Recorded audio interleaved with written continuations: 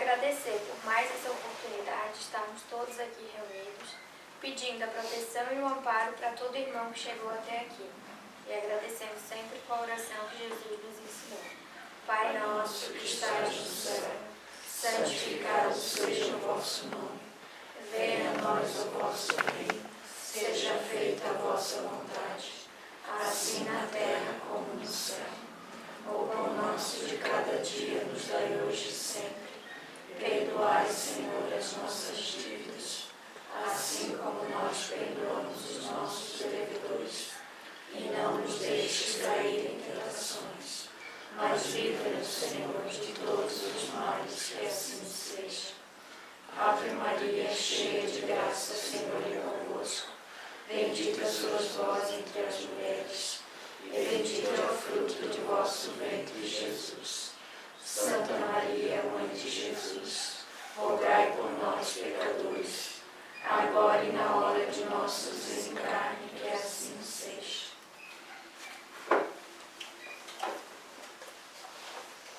O homem de bem. O verdadeiro homem de bem é o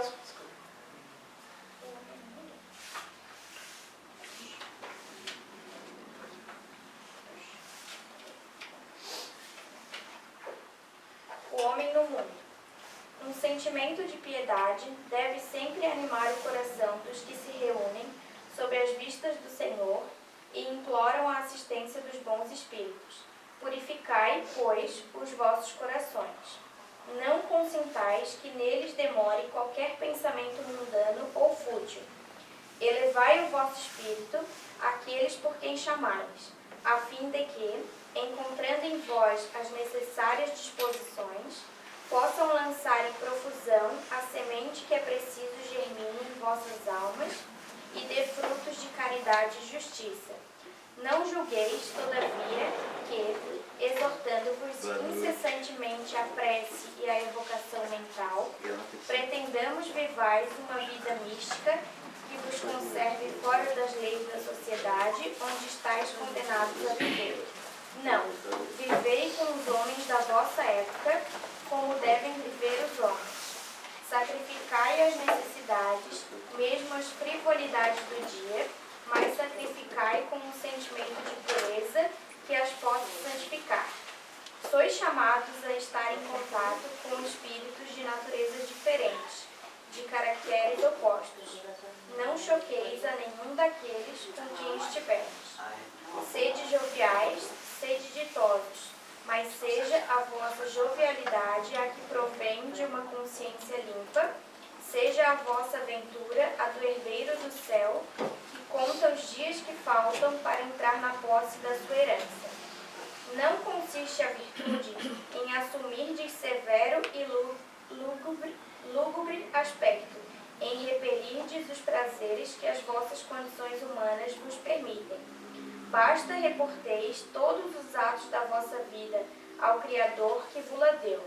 Basta que, quando começardes ou acabardes uma obra, eleveis o pensamento a esse Criador e lhe peçais, num arroubo de alma, ou a sua proteção para que obtenhais êxito, ou a sua bênção para ela, se a concluístes. Em tudo o que fizerdes, remontai a fonte de todas as coisas, para que nenhuma de vossas ações deixe de ser purificada e santificada pela lembrança de Deus. A perfeição está toda, como disse o Cristo, na prática da caridade absoluta. Os deveres da caridade alcançam todas as posições sociais, desde o menor até o maior. Nenhuma caridade teria a praticar o homem que vivesse insulado. Unicamente no contato com os seus semelhantes, nas lutas mais árduas, é que ele encontra ensejo de praticá-la. Aquele, pois, que se isola, priva-se voluntariamente do mais poderoso meio de aperfeiçoar. Não tendo de pensar senão em si, sua vida é a de um egoísta. Não imagineis, portanto, que, para viverdes em comunicação constante conosco, para viverdes sob as vistas do Senhor, seja preciso vos silicieis e cobrais de cinzas. Não, não. Ainda uma vez vos dissemos, ditosos sede, segundo as necessidades da humanidade, mas que jamais na vossa felicidade entre um pensamento ou um ato que o possa ofender ou fazer-se velho o semblante dos que vos amam e dirigem. Deus é amor, e aqueles que amam santamente, Ele os abençoa.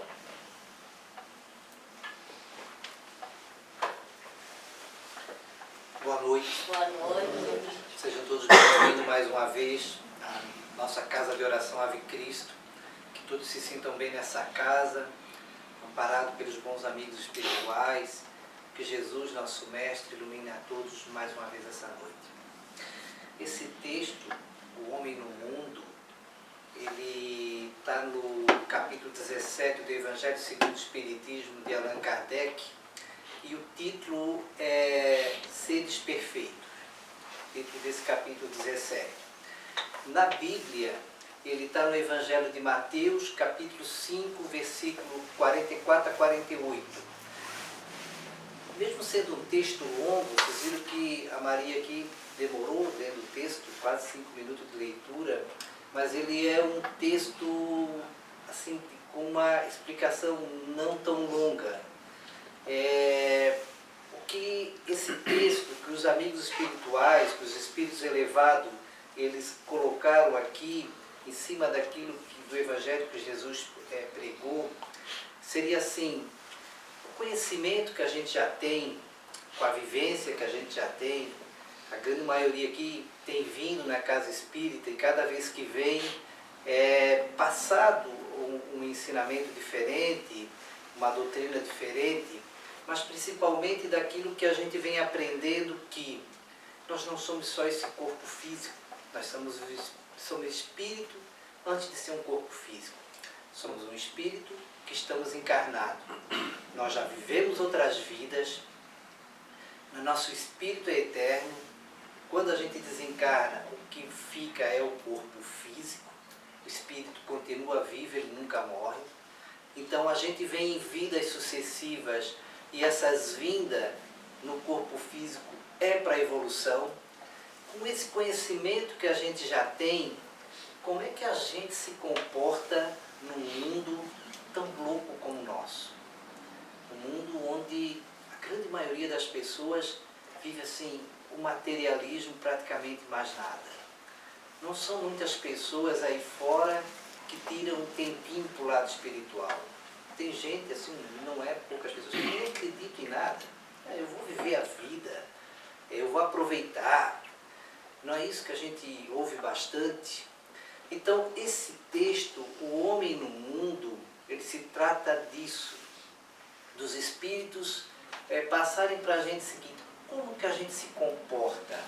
A gente com pouco conhecimento espiritual, já com alguma evolução espiritual, a gente se isola, né, disso que está aí, ou a gente vai na mesma batida e também entra nesse materialismo louco e aproveita tudo de qualquer forma. O que esse texto traz é assim, como é que a gente equilibra isso? O lado espiritual, esse lado religioso, o lado material. E aí é interessante que ele fala assim, vamos nos isolar numa ilha, num determinado momento. O texto meio que diz isso. A gente vai se isolar? E aí o que os amigos espirituais dizem? Porque assim, então se eu já sinto que eu não consigo viver nessa sociedade de festa, de materialismo, de bagunça, desregrado, eu vou me isolar então. Não é isso que o Evangelho de Jesus diz. Não é isso. Porque se o Evangelho diz que para a gente evoluir, a gente precisa fazer caridade, como é que tu vai fazer caridade se tu estiver numa ilha sozinho? Para quem tu vai fazer caridade se tu estiver sozinho? Se tu estiver num local isolado? Como é que tu vai fazer caridade? Tu precisa do outro. Tu precisa do outro para praticar a paciência, para praticar o perdão, para te poder crescer, para poder evoluir. Como é que tu vai evoluir sem o diferente, sem o outro? Então vocês entenderam, não é se isolando. Isso acaba derrubando algumas questões assim, ó. Na Índia tem uns homens que eles chamam de homens santos, e eles se vestem de roupas velhas e se cobrem de cinza dos mortos. E eles fazem voto para não falarem, do dia que eles fazem voto, eles não falam mais uma palavra. Então eles andam, são considerados homens santos. Isso não é correto. A gente respeita, a cultura deles, é o pensamento deles, mas isso não é correto. Diante do Evangelho de Jesus, não é. E que os bons amigos espirituais vêm falando, não é. Como não é correto também freiras que se enclausuram, faz aquele voto de se trancarem, freios franciscanos, os monges tibetanos, e por aí vai, essa série de coisas de pessoas que dizem, eu vou me isolar, eu vou para uma floresta, eu vou para um lugar onde eu não preciso ter contato. Como é que tu vai evoluir? Como é que tu vai crescer? A gente veio aqui, nessa terra, e a gente está nessa encarnação para executar, para mostrar que o que a gente aprendeu no mundo espiritual. No mundo espiritual foi nos ensinado o Evangelho. E a gente veio aqui para praticar, para mostrar que a gente aprendeu. E como é que a gente vai fazer isso? Convivendo com o outro.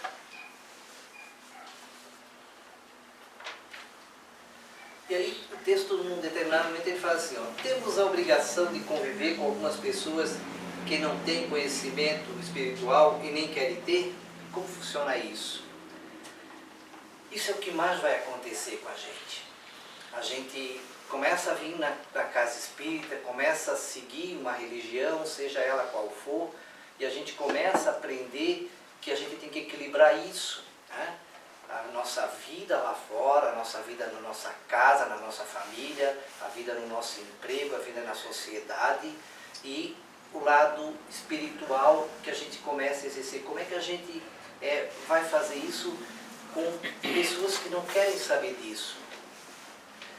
E aí a gente tem 3 formas da gente lidar com isso, né? Ou a gente morre, né? Ou seja, desiste e entra na loucura que as pessoas estão lá fora, ou a gente migra, ou seja, a gente muda, que com relação ao emprego talvez seja mais fácil, a sociedade também, mas a família é mais difícil, tu não vai conseguir mudar de família, ou a gente faz o que os amigos espirituais pedem, a gente se adapta.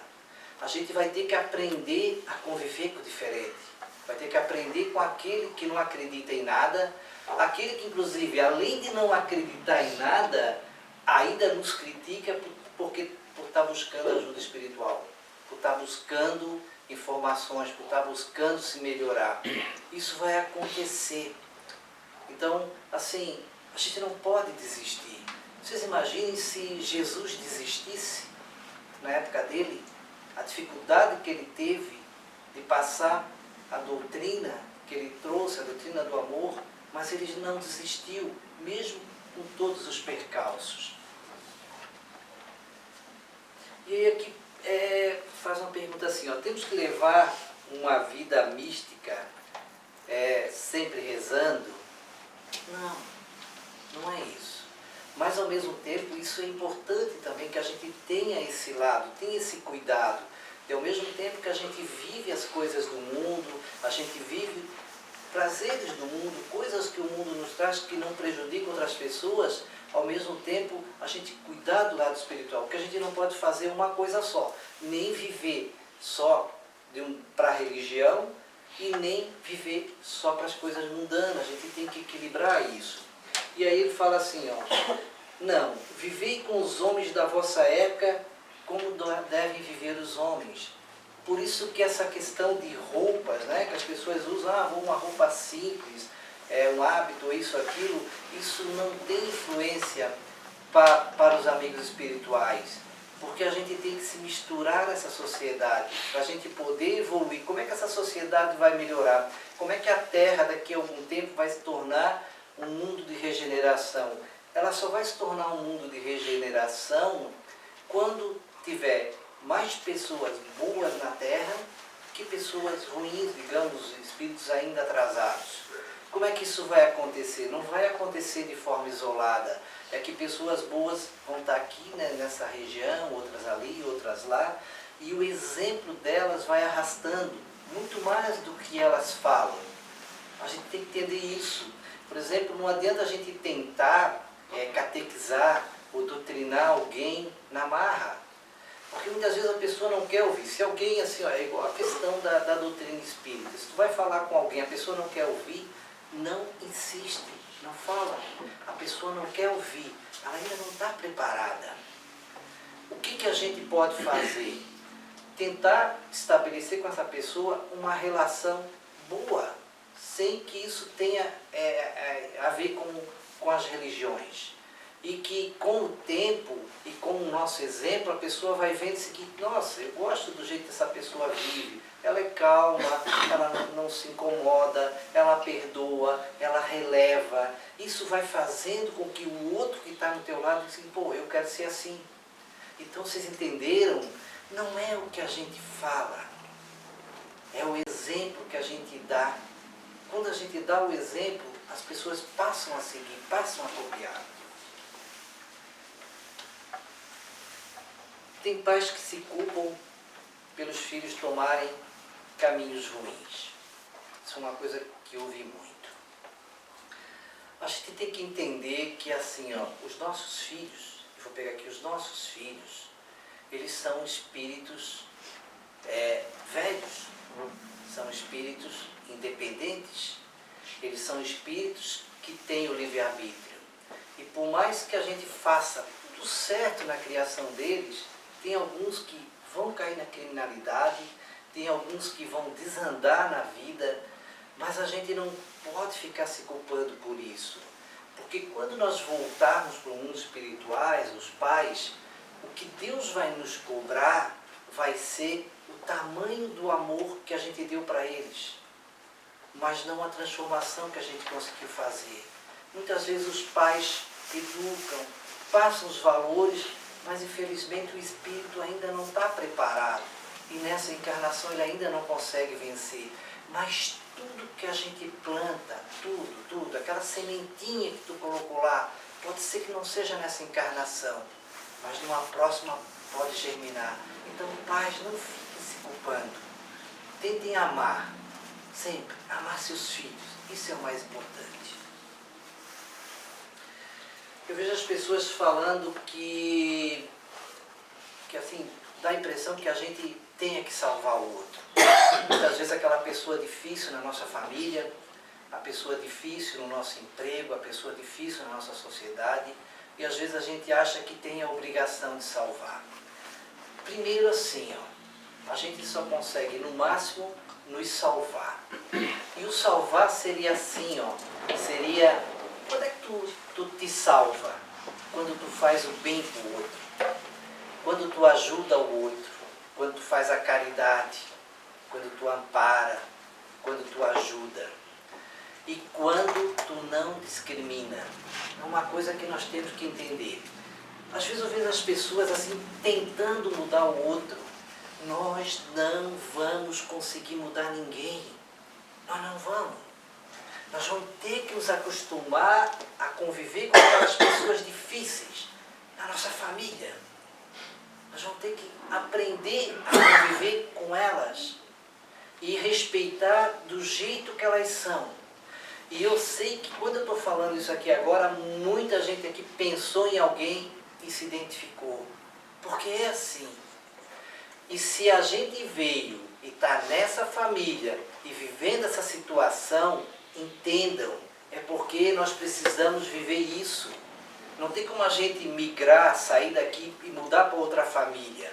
Nós viemos para viver isso. Se for no nosso trabalho que está acontecendo isso, e a gente não está conseguindo um emprego melhor, diferente desse, da dificuldade que a gente está passando, é porque momentaneamente nós precisamos passar por isso.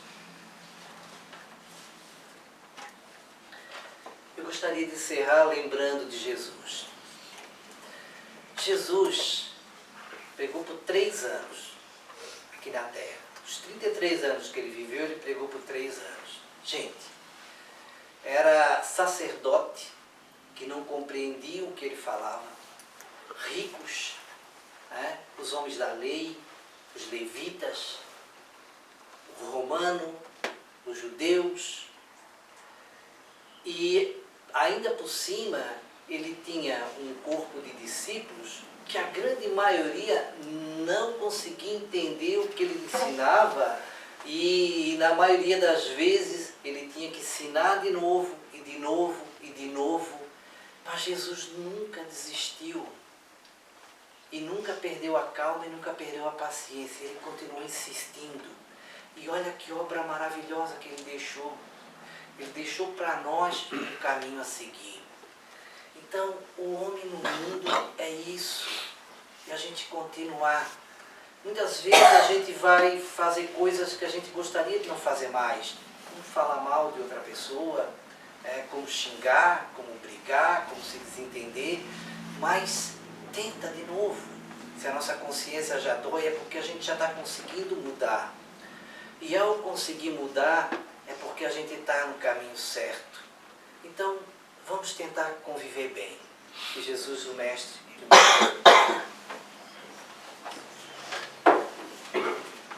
mais uma vez, vamos elevar o pensamento a Deus, agradecendo por cada palavra, por cada ensinamento, e pedindo que cada irmão que chegou até aqui possa voltar para casa com aquilo que veio buscar, cada um na medida do seu merecimento. E agradecendo sempre com a oração que Jesus nos ensinou. Pai nosso que estás no céu, santificado seja o vosso nome. Venha a nós o vosso reino. Seja feita a vossa vontade, assim na terra como no céu. O pão nosso de cada dia nos dai hoje e sempre. Perdoai, Senhor, as nossas dívidas, assim como nós perdoamos os nossos devedores. E não nos deixes cair em tentações, mas livra-nos, Senhor, de todos os males, que assim seja.